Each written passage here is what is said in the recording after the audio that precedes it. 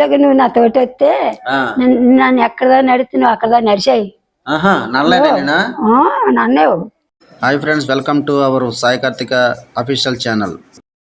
మామగారు నమస్తే అండి. నమస్తే. మీ వయసు ఎంత? 75. 75? 70 సంవత్సరం. మరి ఏం తినేవాళ్ళు వినాలా అంత గట్టిగా? ఇప్పటికీ అన్ని పనులు చేసుకుంటున్నారు కదా మీరు. నేను నీసెత్తున్నా. నీసు తినరు? 35 సంవత్సరాలు అయింది. ఇక్కడ నుంచి పొద్దుల్లా నడిచేస్తాను. చేయలేక నువ్వు నాతోటి వస్తే నన్ను ఎక్కడ నడిచి నువ్వు అక్కడ నడిచాయి నన్నేవు.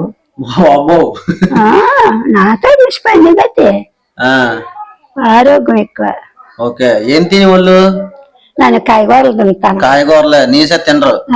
సాగుకారదన్ను సాగుకారదన్ను నిర్ణయం సింహాద్రప్పంతో చెప్పుకున్నాను. ఇప్పుడు మునగాకు ఎలా వండుకుంటారో ఎక్కువ తింటారు కదా మునగాకు. అదని ఇంట్లో ఉపయోగాలు ఏంటి మామ? ఏది కలుపుతుంటారు? ఓన్లీ మునగాకు ఒకటేనా ఇంకా ఏమైనా కలుపుతారా? మాకు తెనగపిండి ఇది కలుపుతున్నారా?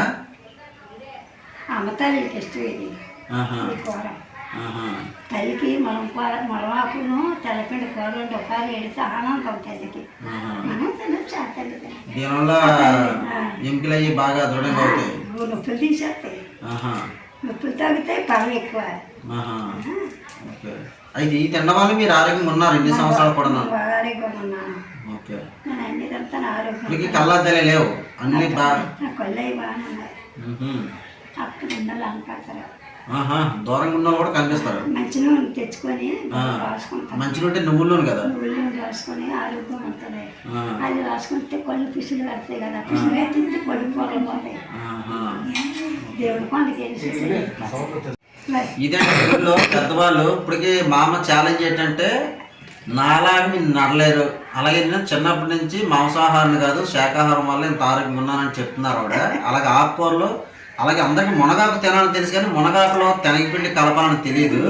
తెనగపిండి అంటే నువ్వులు ఆడించిన వేస్ట్ వస్తుంది కదా, అది ఆ తెనగపిండి ఇది కలుపుకొని వండుకుంటే నువ్వులు వండుకుంటే మంచి బలం అంట.